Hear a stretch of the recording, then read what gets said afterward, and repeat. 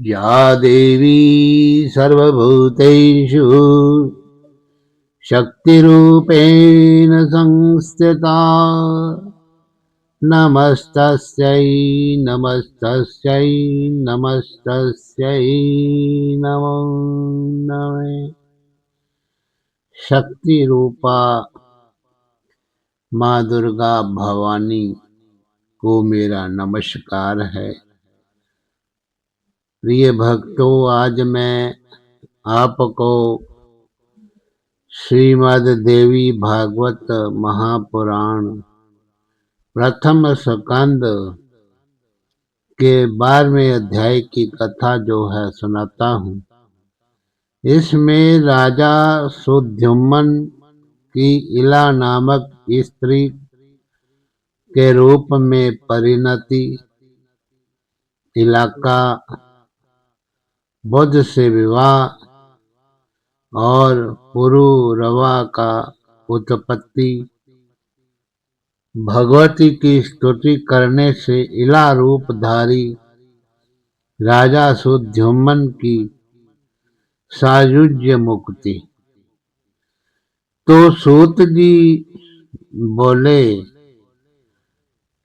कि इलाके गर्भ से पुरुरवा ने जन्म लिया।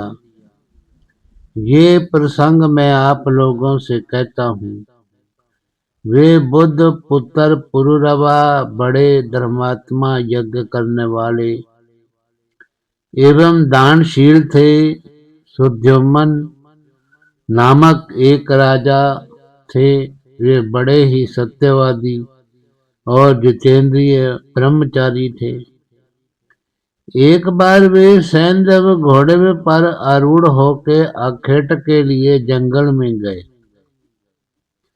उनके साथ कुछ मंत्री भी थे। वे राजा कानों में कमनीय कुंडल पहने थे। आज गव नामक धनुष तथा बाणों से भरा हुआ अद्भुत तरकस धारण करके उस जंगल में भ्रमण करते हुए रूरू मृग, हिरण, खरगोश, सुअर, गैंडों, गव्य, सांभर, भैंसों, वन मुर्गों को मारते हुए तथा यज्ञोपयोगी अनेक वन पशुओं का वध करते हुए राजा सुद्युम्न कुमार नामक वन में प्रविष्ट हुए। वे दिव्य वन सुमेरु पर्वत के निचले भाग में था, जो सुंदर मंदार वृक्षों से सुशोभित था। वहां अशोक वृक्ष की लताएं फैली हुई थी तथा मौड़सिरी की सुगंधी उससे सुरभित कर रही थी। ये वन साल, ताड़, तमाल, चंपा, कटहल, आम, कदम्ब और महुए के पेड़ों से सुशोभित था तथा जहां तहां माधवी लता मंडप के समान छाई हुई थी। उस वन में दाड़िम, नारियल तथा केले के वृक्ष शोभित हो रहे थे और वे वन जूही, मालती तथा कुंद की पुष्प लताओं से चारों ओर से घिरा हुआ था। वहां हंस और बत्तख विचरण कर रहे थे, तो एक दूसरे से रगड़ खाने के कारण हवा में मधुर ध्वनि कर रहे थे तथा कहीं भ्रमरों की मधुर गुंजार वन प्रांत को गुंजित कर रही थी।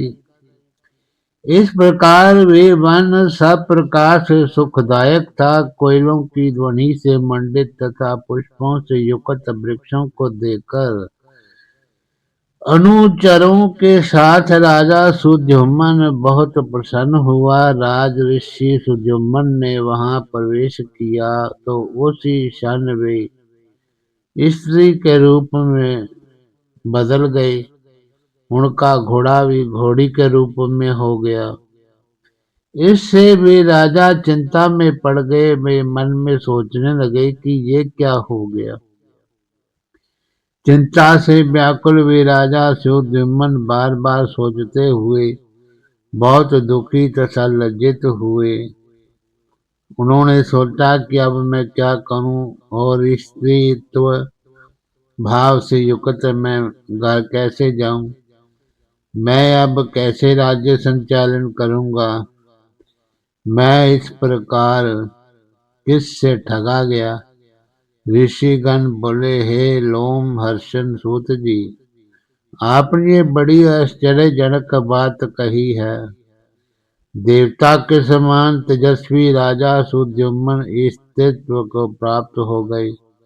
इसका क्या कारण है, उसे बताइए। उस रमणीय वन में राजा ने कौन सा ऐसा कार्य किया था, हे सुव्रत, आप विस्तार पूर्वक हमें बताइए। सूत जी बोले कि एक समय की बात है कि सनकादिक ऋषिगण अपने तेज से 10 दिशाओं को प्रकाशित करते हुए शंकर भगवान जी के दर्शन करने वहां गए थे। तो उस समय महादेव जी शिव पार्वती के साथ विहार कर रहे थे। इसी बीच उस सनकादिक ऋषियों को वहां देखकर पार्वती अत्यंत लज्जित हो गई। अति माननी पार्वती कांपती हुई लज्जित होकर अलग खड़ी हो गई। सनकादिक मुनि भी शिव एवं पार्वती को विहार करते देख वहां से तत्काल लौटकर नर नारायण के आश्रम चले गए। तो भगवान शिव अपनी प्रिय पत्नी को लज्जित देखकर कहने लगे कि तुम इस प्रकार लज्जित क्यों हो रही हो। तुम्हारे सुख का उपाय मैं भी अभी करता हूँ। हे वरानने, आज से जो कोई भी इस पुरुष वन में भूलते भी आएगा वे स्त्री हो जाएगा। उन शिवजी ने वन को ऐसा श्राप दे दिया, इसे जो लोग जानते हैं वे उस दोषपूर्ण वन का पूर्णतः परित्याग कर देते हैं। वे सुद्युम्न भी अज्ञानवाद सचिवों के साथ उस वन में चले गए, जिससे वे अपने सचिव आदि सहित स्त्री हो गई। इसमें शंका का कोई कारण नहीं है। चिंता कुल होने के कारण राजा सुद्युम्न लज्जावश घर नहीं गए और वे उस वन प्रदेश से बाहर इधर उधर घूमने लगे। स्त्रीत्व प्राप्त होने पर उन महात्मा का नाम इला पड़ा और इस प्रकार इसी रूप से घूमते हुए एक दिन चंद्रमा के युवा पुत्र बुध से उसकी भेंट हो गई। अनेक स्त्रियों के साथ भ्रमण करती हुई उस हाव भावमयी युवती रमणीय को देखकर चंद्रमा के पुत्र भगवान बुध उस पर मोहित हो गए। वे रमणी भी उन चंद्र पुत्र बुध को अपना पति बनाने के लिए आकुल हो उठी। इस प्रकार परस्पर अनुराग के कारण उन कुछ दिनों में उनका दोनों का संयोग हो गया। उस पर चंद्रमा पुत्र बुध ने इला के गर्भ से पुरुरवा नामक श्रेष्ठ चक्रवर्ती पुत्र को पैदा किया। तो पुत्र को जन्म देकर वे इला वन में ही रहने लगी तथा चिंतातुर हो उसने कई अपने कुलाचार्य मुनि श्रेष्ठ वशिष्ठ जी का स्मरण किया।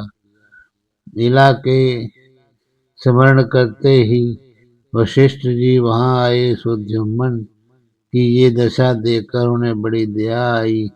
जब उन्होंने समस्त लोक का कल्याण करने वाले महादेव शिव को प्रसन्न किया तो वशिष्ठ जी पर प्रसन्न होकर भगवान शंकर ने उन्हें मनोबलशील वर प्रदान किया। वशिष्ठ जी ने प्रिय राजा सुद्युम्न के पुनः पुरुष होने के लिए प्रार्थना की। शिव जी ने अपना वचन सत्य करते हुए कहा, हे ऋषि, आज से राजा सुद्युम्न 1 मास पुरुष और 1 मास स्त्री बने रहेंगे। इस प्रकार वरदान पाकर राजा सुद्युम्न पुनः अपने घर आ गए और वे धर्मात्मा वहां वशिष्ठ जी की कृपा से राज्य करने लगे। वे जब स्त्री के रूप में रहते थे तब वे अंतःपुर में रहते थे, और जब पुरुष रूप में रहते तब राज्य करते थे। परंतु इस कारण उनकी प्रजा उनसे उद्विग्न होकर के राजा के रूप में उनका अभिनंदन नहीं करती थी। कुछ समय बाद जब राजकुमार पुरुरवा युवक हो गया तब महाराज सुद्युम्न उसे प्रतिष्ठानपुर का राज्य सौंपकर वन में चले गए। अनेक प्रकार के वृक्षों से सुंदर लगने वाले उस वन में रहते हुए राजा सुद्युम्न ने देवऋषि नारद से सर्वोत्तम नवारण मंत्र की दीक्षा ली और अत्यंत श्रद्धा भक्ति के साथ मन लगा के उस मंत्र का जप करने लगे। तब भक्तों का उद्धार करने वाली जगत जननी भगवती शिवा ने सगुण रूप धारण करके उन्हें प्रत्यक्ष दर्शन दिया। उस समय मनोरमा तथा दिव्य स्वरूप वाली भगवती शेर पर सवार होकर के उनके समक्ष खड़ी हो गई। उनके नेत्र मद से परिपूर्ण थे। ऐसी दिव्य रूप धारणी श्री दुर्गा देवी जी को अपने सामने देख के स्नेह भरे नेत्रों वाले इला रूपी राजा सुद्युम्न प्रेम पूर्वक सिर नवा के उनकी स्तुति करने लगे। तो इला ने कहा, हे भगवती, आपका जगत प्रसिद्ध वे दिव्य रूप जो संसार के लिए कल्याणकारी है मैंने देखा है। हे जननी, सुर समूह से सेवित आपके भुक्ति मुक्ति प्रदायक चरण कमल की मैं वंदना करती हूँ। हे अम्बा, इस संसार में कौन मनुष्य आपको संपूर्ण रूप से जान सकता है, जबकि मुनि एवं देवगण भी उसे देखकर विमोहित रहते हैं। हे देवी, आपके संपूर्ण ऐश्वर्य तथा मुझ जैसी अकिंचन पर दया, ये सब देख कर के मुझे आश्चर्य हो रहा है। हे माता, जब शिव विष्णु ब्रह्मा इंद्र सूर्य कुबेर अग्नि वरुण वायु चंद्रमा और अष्टवसु भी आपके प्रभाव को नहीं जानते हैं, तब भला गण रहित मनुष्य आपके गुणों को कैसे जान सकता है। हे अम्बा, यद्यपि परम तेजस्वी भगवान विष्णु आपको समुद्र से उत्पन्न हुए, सब प्रकार के मनोरथों को सिद्ध करने वाली साक्षात सात्विकी शक्ति स्वरूपा लक्ष्मी के रूप में समझते हैं, तो ब्रह्मा भी आपको राजसी शक्ति रूपा सरस्वती तथा शिवजी आपको तामसी शक्ति रूपा महाकाली के रूप में जानते हैं। तथापि हे अंबिके, वे भी आपकी निर्गुणात्मिका दिव्य शक्ति को भली भांति नहीं जानते। हे भवानी, कहाँ तो अत्यंत मंद बुद्धि मैं और कहाँ अमित महिमा वाली शक्तिशाली तथा अमोघ प्रभाव वाली मुझ पर आपका अनुग्रह है। मैं आपके कारुणिक चरित्र को जानती हूँ, जो कि आप भक्ति भाव युक्त सेवकों पर सर्वदा दया करती हैं। यद्यपि कमल वन में वास करने वाली कमला होके आपने भगवान विष्णु को पति के रूप में वर्ण किया है, तो तथापि वे मधुसूदन आनंददायक व्यवहार नहीं करते। वे आदि पुरुष विष्णु आदि स्वरूपा आपके पवित्र हाथों से अपना पाद संवाहन करा के अपने चरणों को शुभ तथा पवित्र करते हैं। हे वे पुराण पुरुष पुरुष भगवान विष्णु भी प्रसन्न होकर आपके चरणों का आघात वैसे ही चाहते हैं जैसे अशोक वृक्ष अपनी बुद्धि के लिए चाहता है। हे सुंदर चरित्र वाली देवी, आप विष्णु के विशाल शांत एवं भूषणों से विभूषित वक्षस्थल रूपी शैया पर सर्वदा निवास करती हैं।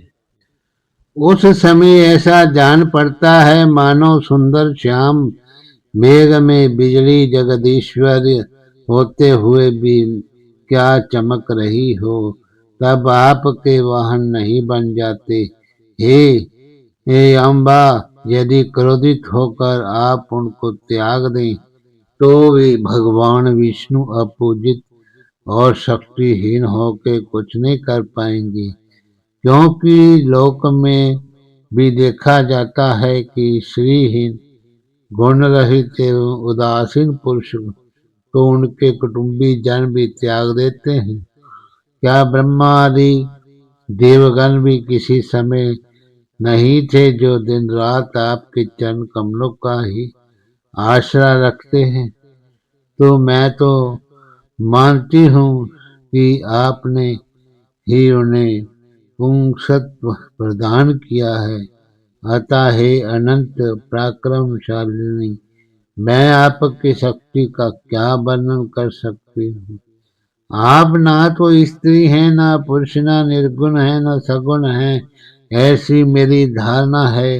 अतः आप जैसी भी हो, उन आपको मैं भक्ति पूर्वक बार बार नमस्कार करती हूँ और आप माता से मैं यही प्रार्थना करती हूँ कि आप में मेरी अचल भक्ति बनी रहे। तो सूत जी बोले, इस प्रकार स्तुति करके राजा सूर्यमन उनके शरणागत हुए और भगवती ने भी अत्यंत सुंदर संतुष्ट होकर उन्हें अपनी सायुज्य मुक्ति प्रदान की। तब उन देवी की कृपा से सूर्यमन ने मुनियों के लिए भी अति दुर्लभ शाश्वत परम पद प्राप्त किया।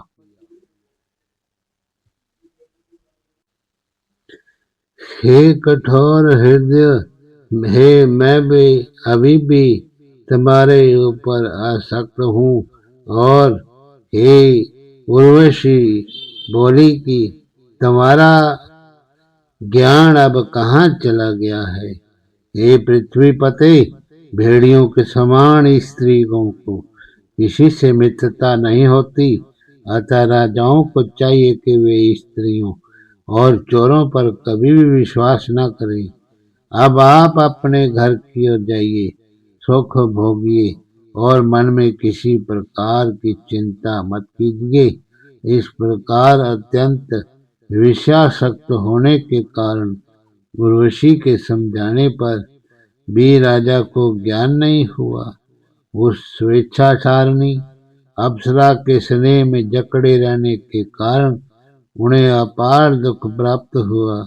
तो सूत जी बोले, हे मुनिजन, इस प्रकार मैंने उर्वशी के महान चरित्र का वर्णन आप लोगों में संक्षेप रूप में कर दिया, जो वेद में विस्तार पूर्वक वर्णित किया गया है।